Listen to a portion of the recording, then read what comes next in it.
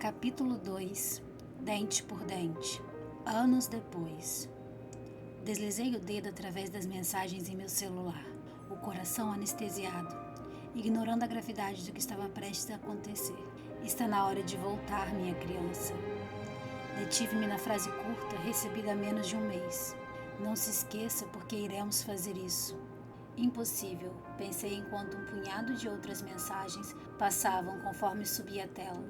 Elas eram como doses diárias do veneno responsável por manter o passado tão vivo quanto o dia em que fui avisada de que haviam ateado fogo à casa de papá, horas depois de ser levada de lá. Um ato desumano que me arrancou a chance de proporcionar um enterro decente ao único homem que amei na vida. Foram o Salvatore? Lembro de ter perguntado a Miguel na época. Sim, minha criança, foram eles. Sua resposta deixou-me não apenas assustada, como confusa. Foram semanas procurando entender a necessidade de voltar lá e queimar tudo. Papá já tinha sido morto, e para uma jovem de 12 anos, o último ato deles não teve qualquer sentido. De tão angustiada, eu não tive outra opção que não a de perguntar a Miguel. Ele era adulto e parecia saber das coisas. Sabe o que acontece com ratos e animais quando se vêem diante do fogo, Manuela? Eles correm. Exatamente, criança. E ao correr, tornam-se presas fáceis. Esse é o momento em que são capturados. Nunca me esqueci de suas palavras, ou do que aconteceu no dia em que perdi meu pai, muito menos do olhar do homem que o tirou de mim. Fui assombrada por ele durante anos, perseguida em meus pesadelos. Posso não ter morrido naquele dia, mas não fiquei livre. Mantive-me presa ao passado e ele machucava. Furiosa por trazer à tona lembranças tão ruins, eu me detive na última mensagem enviada por Miguel. Meus dedos tremiam ao redor do aparelho, ciente de que mesmo vivendo em uma mentira, eu era péssima em esconder minhas emoções. Faça o que for preciso. Não há escrúpulos ou decência quando o que se busca é justiça. Foi o que Miguel repetiu em minha mente por anos, alimentando a raiva para que nunca a esquecesse. Eu era grata a ele por muitas coisas, mas principalmente por não ter deixado a garotinha apavorada e cheia de ódio em seu peito se esquecer do que fizeram. Quando a luz alta do farol vindo na direção contrária atravessou o interior do carro em que me encontrava, eu olhei para o retrovisor e encarei o motorista, que de tempos em tempos verificava-me. Havia tensão em seus olhos, mas não havia culpa, e somente por isso eu não sentia remorso pelo que seria feito a ele quando tudo terminasse. Enquanto aguardava pela autorização para que entrássemos no que o mundo, a parte suja dele pelo menos, conhecia como a fortaleza do Salvatore, eu observei com um canto de olho a propriedade antiga. Eram quilômetros de extensão, parte deles abrigando uma pequena área florestal, além de muros tão altos que justificavam a presença das guaritas, onde seguranças fortemente armados encontravam-se preparados para intervir ao menor sinal de ataque, se assim fosse necessário. Diante do silêncio que persistiu, a preocupação se meu telefone tocaria ou não dentro de alguns minutos fez presente, assim como o nervosismo, que a ligação de Miguel significaria um passo atrás no que arquitetamos, um pedido para que eu recuasse, algo que eu não me encontrava disposta a fazer, não depois de chegar tão perto do nosso objetivo. E se havia uma ocasião para que dessemos o primeiro passo, a ocasião era essa, o dia em que Santiago Salvatore completaria 40 anos. 9 deles passados como chefe do El Castillo, o cartel com o maior poder de armamento deste país, e a principal organização criminosa a dominar o narcotráfico e o tráfico de armas desse lado da América. O homem tinha aliados, dentro e fora do México, assim como inimigos. As histórias que para alguns não passaram de lendas não eram tão fantasiosas assim, levando em conta as centenas de assassinatos e atentados planejados desde que assumiu a liderança do cartel. Eu diria que a fama de Santiago o precedia. Muitos, porém, escolhiam fechar os olhos a ter de admitir que o controle do México se encontrava nas mãos de um monstro violento, cujo poder militar e político ultrapassavam o próprio presidente. Enquanto uns mantinham-se alheios à verdade, outros, mais precisamente os que desejavam dar fim a seu reinado, não importasse as razões, sabiam que os crimes cometidos por ele eram reais. Seus homens não seriam tão leais e temerosos se não fosse verdade. Atenta ao telefone, eu encostei a cabeça no banco de couro que, apesar de confortável, não ajudou a controlar a hesitação que ameaçava me consumir. Meu pensamento voou outra vez até Miguel. Podíamos ter motivações diferentes, mas elas seriam satisfeitas de uma única forma: a queda de Santiago. Ainda que não fosse uma questão pessoal, eu teria retornado. Devia minha vida a Miguel. Foi ele que me impediu de acabar com uma vagabunda que me trouxe ao mundo, e que não apenas estendeu a mão quando precisei, mas me fez ser quem eu era.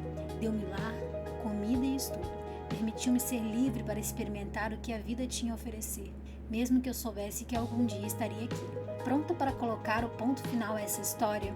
Um preço alto a se pagar, admito, mas aprendi cedo que a proteção de homens como Miguel não era barata. As dívidas, muito menos.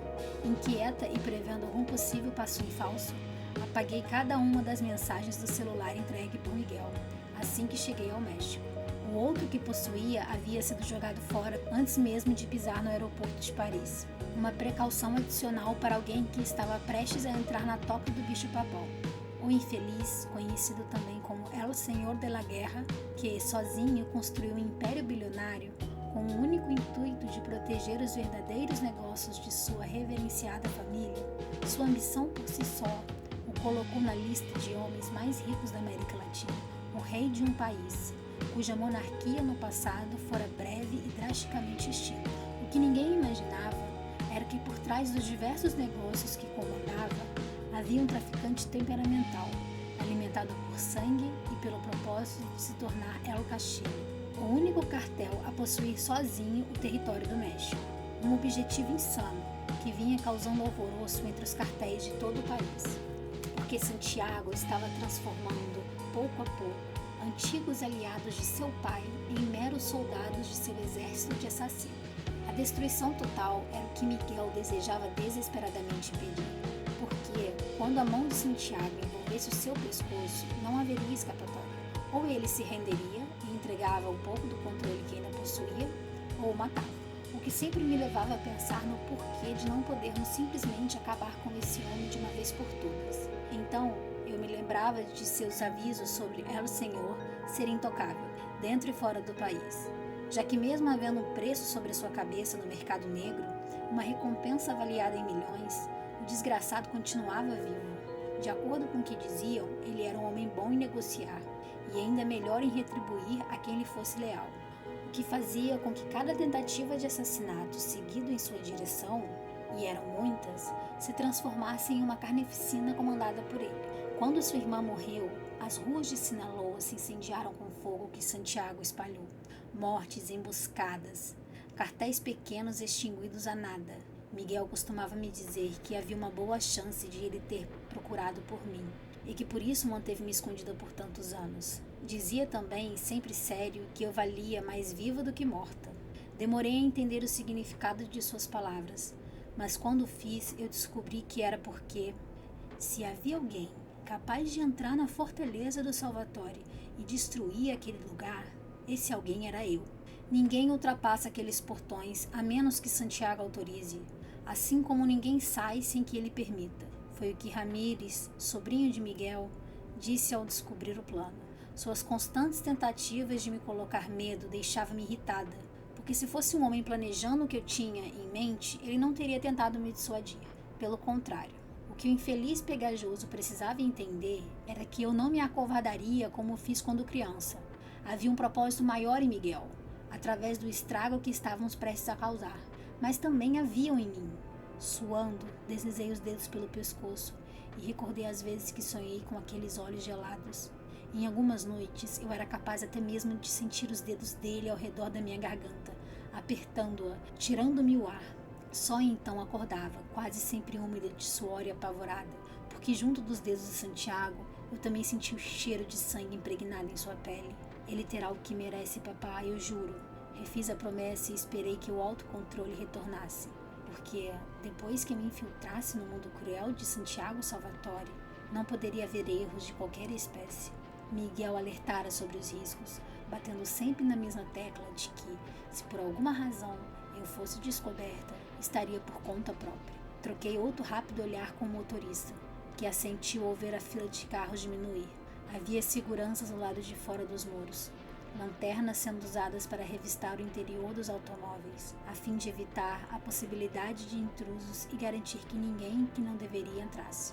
Não foi fácil estar aqui hoje, muito menos conseguir acesso a Jimenez e a carta de jogo que me colocaria em confronto com meu alvo.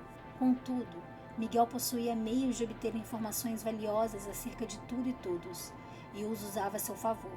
Entregou-me um pequeno dossiê sobre o homem a quem chamava de amigo. Não era irônico pensar que eu teria sido capaz de tudo para fugir do destino de minha mãe, mas que, para obter o que desejava, não havia problema em fingir ser como ela? Esse era o tanto que eu estava disposta a me sacrificar. Eu só precisava tomar cuidado. Jimenez não era de confiança. Poucos nesse meio eram, mas o infeliz era quem alimentava os cartéis do México com mulheres, entretenimento caro e jogos de azar. Quem espalhava onde se podia encontrar o ouro branco de Santiago. E se entrei em sua seleta lista foi porque não deixei escolha. Jimenez tentou me dissuadir, mas quando percebeu que os papéis que tinham contra ele realmente existiam, o desgraçado garantiu que me daria acesso ao Santiago durante a festa. Fez questão de frisar que, depois que entrasse na fortaleza, ele esperava nunca mais ter de me ver em sua frente. Desviando-me meus pensamentos daquele infeliz, eu alisei a parte da perna exposta por uma das fendas laterais do vestido, que poderia ser facilmente considerado uma obscenidade, desde a cor vibrante e poeticamente vermelha, até a evidente falta de tecido a me cobrir. Sim, eu precisava causar uma boa impressão, mesmo que ela não fosse boa. Para minha surpresa, o telefone tocou, mas não foi com o nome de Miguel com quem me deparei, e sim com o de Ramírez. Deixei que tocasse. Quando as tentativas não cessaram, apertei o botão que levaria a chamada até a caixa postal. Segundo depois, a mensagem chegou. Atende, porra!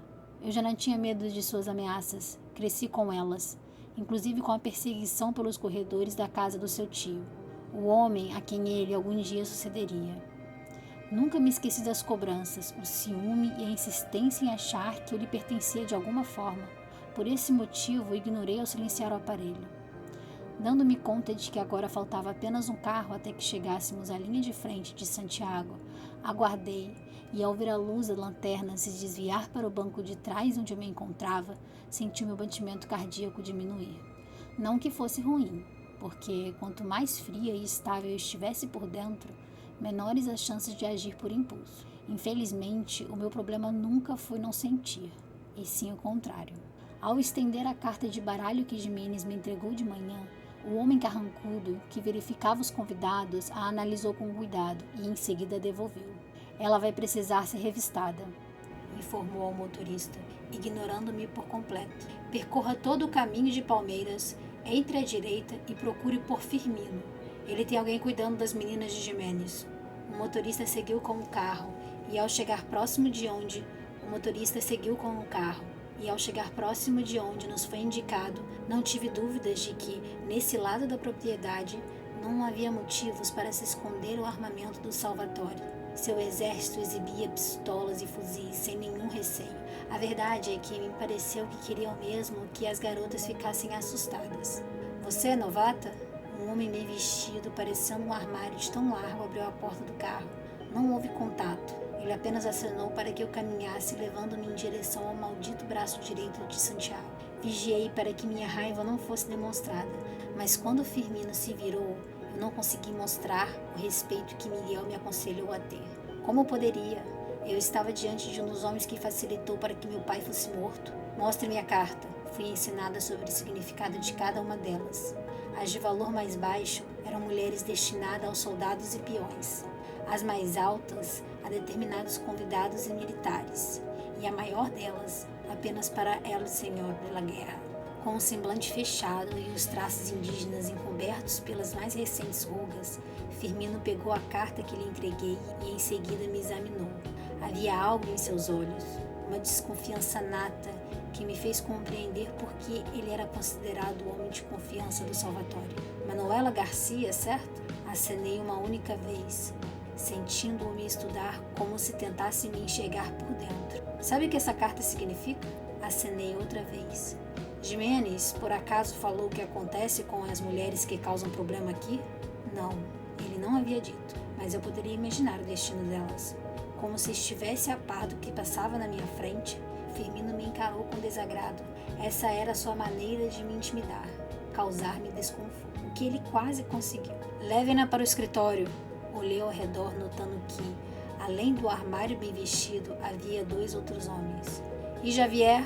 Garanta que Santiago não a veja ainda. Javier, o armário, caminhou um passo à frente de todos, enquanto os 2 homens seguiam armados atrás de mim. Não houve comunicação entre eles, assim como não houve comigo. Durante o percurso, observei a existência da piscina atrás da casa, em uma pequena trilha, que dava para a área florestal, cobrindo a área norte da propriedade. Perguntei-me se os estábulos onde Santiago mantinha seus animais selvagens estariam em algum lugar próximo a isso, mas não tive a oportunidade de averiguar, porque os passos foram diminuindo ao chegar mais perto de uma escadaria. Não acho que estavam me levando para um escritório de verdade.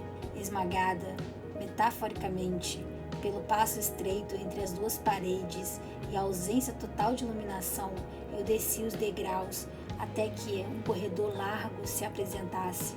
Em seguida, uma imensa sala oval.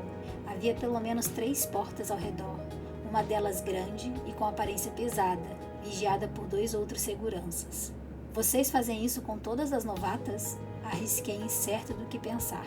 Permaneceram calados, mas foi Javier, o maior deles, que me empurrou para dentro de uma das salas. Depende dos planos de Santiago, respondeu de repente. Encarei-o por um instante, vendo-o mastigar um chiclete entre os dentes. Ele não era velho como Firmino. Não acho que tinha sequer 30 anos.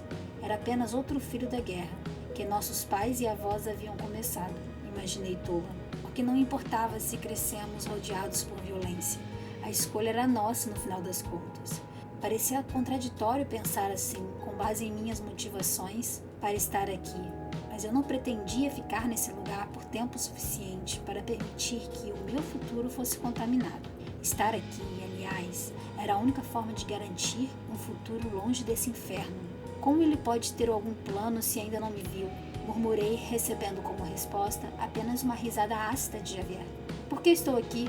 Insisti em obter alguma pista, mas não acho que meu pequeno interrogatório tenha agradado o homem. Firmino a viu. Por aqui a avaliação dele costuma ser o suficiente. É ele quem decide quem chega perto do patrão? A expressão em seu rosto tornou-se ainda mais dura.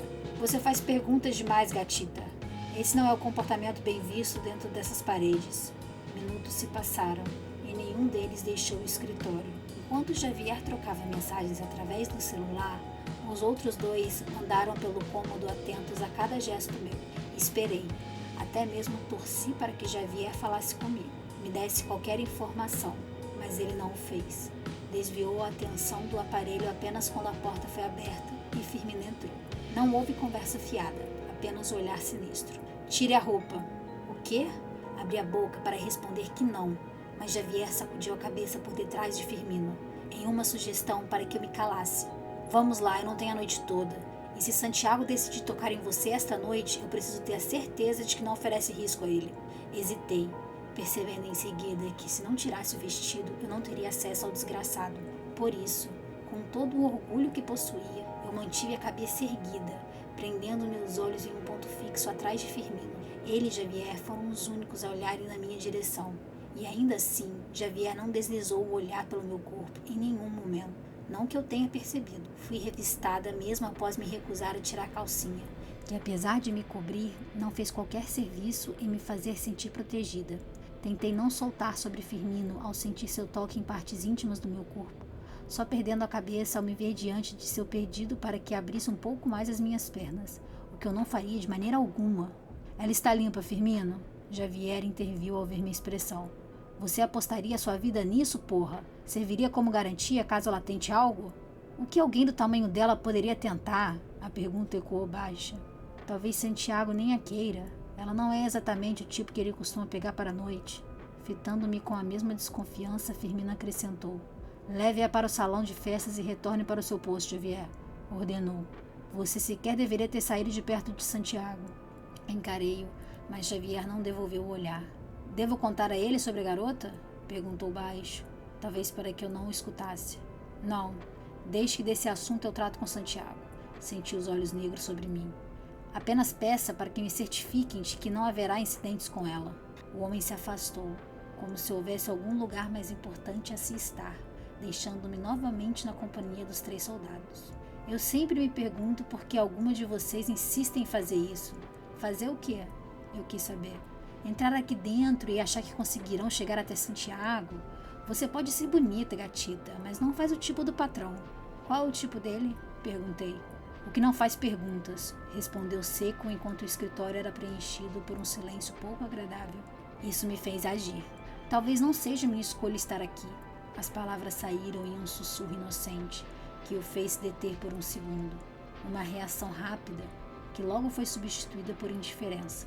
Sem dizer mais nada, Javier me fez segui-lo por diversos corredores. Passagens que duvido que qualquer pessoa descobriria facilmente, ou até que eu mesma conseguiria repetir. Apressei-me para manter o seu ritmo de caminhada, até que finalmente o som da música vibrando através do salão, assim como das risadas dos convidados, me alcançou. Antes de me liberar, porém, ele me deu um último aviso. Não sei qual é a sua e a verdade é que não importa. Só acho que precisa saber que esse não é o lugar para causar problemas ou falar demais, entendeu? Seja qual for a razão de estar aqui, ninguém vai te salvar. E não estou dizendo isso porque sou um cara bom, e sim porque odiaria que no final desta noite fosse a sua linda cabecinha rolando próximo aos meus pés. E quem me decapitaria? A pergunta salpicou em minha língua, mas eu não tive a coragem necessária para perguntar, até porque conhecia a resposta. Ainda sem reação, eu o assisti caminhar para longe com um propósito, e ao me ver sozinha, fiz o possível para passar despercebida, mesmo que a cada passo eu pudesse sentir o olhar do exército de Santiago sobre mim. Mas se brincar de pique-esconde era o que eles queriam, nós brincaríamos. Foi dessa forma, fugindo deles, que terminei em uma pequena sala anexa à escadaria principal. Uma sala que, em um primeiro momento, me causou arrepios, pois se tratava de um pequeno santuário pessoal destinado ao culto da Santa Muerte, algo comum entre os católicos sincréticos do México nos dias de hoje, que frequentam missas e festas religiosas destinadas ao culto da Santa, mesmo com a Igreja Católica Romana a condenando. Tudo aqui dentro parecia frio, até mesmo a imagem que toquei com os dedos hesitantes. Depois que papá se foi, eu parei de ter fé, ou acreditar que havia algum Deus no comando de tudo.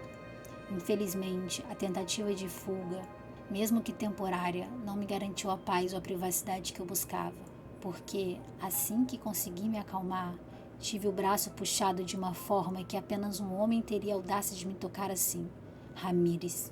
Sei que possuía uma parcela de culpa pela situação mal terminada com o sobrinho de Miguel, mas o motivo pelo qual não o afastei no passado era o mesmo que usava para justificar os impulsos mais absurdos que tinha: a raiva.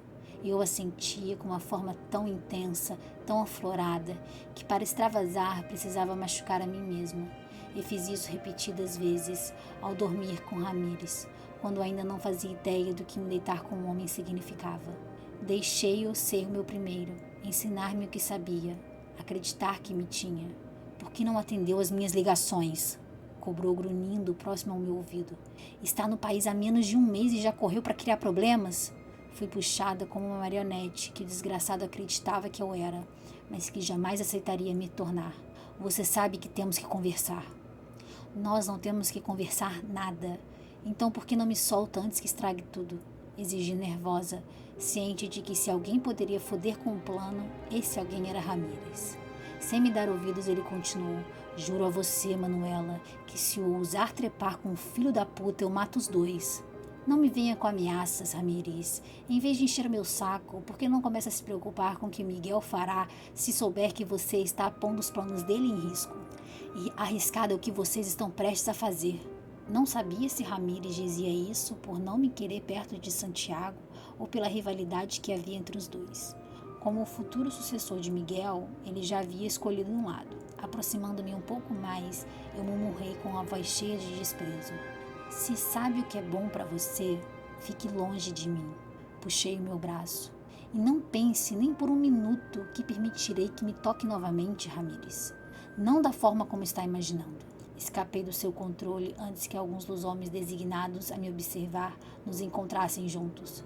Mantendo-me agora à margens do enorme salão, eu sabia que as chances de avistar o ex-chefe de papá, o único que talvez pudesse me reconhecer em qualquer lugar próximo, era inexistente. Todos sabiam que o homem havia desaparecido completamente da face da terra, desde que seu nome se tornou o principal suspeito pela morte de um agente do FBI, dias após a morte de sua filha. O enterro de Celeste, aliás, foi a única vez em que o homem foi visto em público, e as provas contra Juan Carlos desapareceram com a mesma velocidade que ele próprio. Nenhum agente conseguiu concluir a investigação, porque já não havia material a ser usado contra o Salvatore. Nenhum rastro de que seus negócios lavavam dinheiro sujo ou que eram ligados ao narcotráfico. O engraçado é que ninguém presente aqui hoje parecia se importar se essa família era ou não culpada. Meu pai estava certo em dizer que o dinheiro, fosse ele sujo ou não, era o que ditava as regras nesse mundo. O desaparecimento de Juan Carlos, na época, culminou a chegada de Santiago à liderança do El Castillo, para desgosto de Ochoa, como deixou claro diversas vezes. E enquanto um de seus filhos assumia de forma impiedosa o legado deixado por ele, o outro, Alejandro Salvatore, afastou-se de tudo, relacionando-se à própria família, trilhando um caminho até então honrado dentro da política. O filho da puta hoje é o nome mais cotado para se tornar o próximo governador de Sinaloa, o estado em que teve início o império de Juan Carlos, décadas atrás. Atenta ao que acontecia ao meu redor, eu entrei em um alerta ao ver Firmino atravessando o salão, e eu teria seguido se não fosse por ninguém menos que Miguel Ochoa, entrando em meu campo de visão. Miguel era do pessoal de Juan Carlos há mais tempo do que qualquer um deles poderia contar. Os dois ainda mantinham contato, mesmo que o outro não conhecesse o seu real paradeiro. Além de ser padrinho de Santiago, Ochoa também era um homem que me salvou no pior dia da minha vida. Entreolhamo-nos de longe, por um mísero de segundo, e logo identifiquei a advertência em seu rosto, um pedido claro e direto para que eu segurasse os meus impulsos. Contrariada, desviei meus olhos de onde ele e seu sobrinho se encontravam, até porque não era a atenção dos dois que eu precisava atrair, era a do bicho-papão. Sentindo como se um doce me tivesse sido roubado, eu foquei ao que acontecia à minha volta, dando-me conta do número repentinamente maior de seguranças. Procurei pelo motivo do alvoroço, e só então avistei o pequeno grupo passando pelo centro do salão. Havia 2 homens à frente, um deles sendo Javier e o outro alguém com a mesma constituição física e corte de cabelo. Ambos moviam-se como soldados, passos duros, olhares atentos. Identifiquei Firmino logo atrás e, ao lado dele, a razão pela qual eu estava aqui essa noite. Santiago Salvatore, um monstro em pessoa. O maldito a arruinar meus sonhos e transformar cada um deles em pesadelo. Paralisada, eu o procurei com um olhar por detrás dos soldados, querendo mais dele, precisando de mais. O desejo quase insano foi atendido assim que Javier e sua cópia se afastaram, dando-me total acesso ao desgraçado que caminhava rumo à saleta da qual Firmino saíra instantes antes. Conforme aproximava-se, uma raiva instável cresceu em meu interior. Até mesmo meu sangue pareceu correr ácido pelas veias, que agora pulsavam. Nada ficou imune à presença de Santiago, e nada me preparou para o momento em que eu o teria tão perto de mim. Encarei-o gananciosa, incapaz de não o fazer. Contudo, dessa vez, não foi medo que eu senti, foi algo maior, arrebatador, algo que naquele momento foi difícil compreender ou aceitar. Tudo o que eu sabia e podia ver era que o Santiago de antes, aquele que me apavorou, não era nada perto do homem que eu enxergava agora. Cada parte sinistra dele parecia ter crescido, ganhado vida. A morte ainda habitava seus olhos, mas não era tudo. Enxerguei tempestade dentro das íris azuis, enquanto meu corpo, ele foi consumido pelo fogo, inteiro ardendo de fúria. Nervosa, precisei contar até 10 a fim de me acalmar.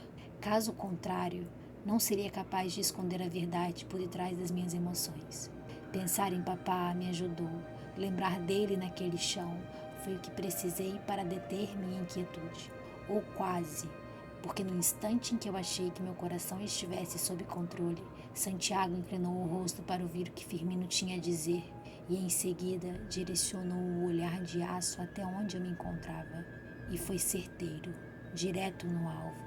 O que começou com uma inocente verificação terminou com seu olhar deslizando pelo meu corpo, decote, cintura, o meio das minhas pernas, até chegar às fendas. Uma análise lenta e primitiva de sua parte. Conforme as pessoas se afastavam para lhe dar espaço, tive a confirmação de que Santiago causava não apenas temor, como respeito em seus convidados. Um grupo formado em sua maior parte por políticos, empresários e militares de alto escalão, todos dispostos a agradá-lo. Era daí que vinha a certeza de que seus pecados sempre acabariam impunes. O infeliz era o poder absoluto dessa terra, cada vez mais sem lei. Era quem criava e ditava as regras, mas principalmente quem as executava, indo contra toda e qualquer prudência e abraçando os meus instintos, eu o encarei de volta. E juro, a cada passo que o maldito deu foi o mesmo de ser empurrada para trás, a força emanando do corpo, coberto magistralmente por um terno caro que escondia a solidez de cada um de seus músculos, pareceu vibrar pelas paredes altas da casa. O mundo congelou, menos ele, eu e a certeza de que se um olhar pudesse queimar, eu o teria resumido a cinzas sobre o seu bonito chão de mármore negro. Pensei ao vê-lo passar como um tornado, afastando-se, mas não sem antes dizer a Firmino, alto o suficiente para que eu escutasse: mantenha os olhos sobre ela até que eu dê a ordem. Caminhando duro, Santiago deixou para trás a promessa perigosa de que a noite estava apenas começando, além da certeza de que tudo que Ramírez disse era verdade. Eu só escaparia desse lugar se ele permitisse. Outra pessoa em meu lugar talvez ficasse assustada com o tom de voz usado pelo monstro. Só que, foda-se, a essa altura já não importava se o infeliz nasceu ou não pronto para a guerra, porque eu, Manuela Garcia, seria a responsável por fazer com que a perdesse. E então, quando o momento chegasse, eu o afundaria de dentro do seu fudido castelo para fora. Se você gosta de literatura e de romance e amou este vídeo, clique no ícone de curtir abaixo e compartilhe o vídeo em sua rede social. Se você deseja ser notificado de outros vídeos de audioleitura, clique em se inscrever e depois no ícone de campainha. Até o próximo capítulo.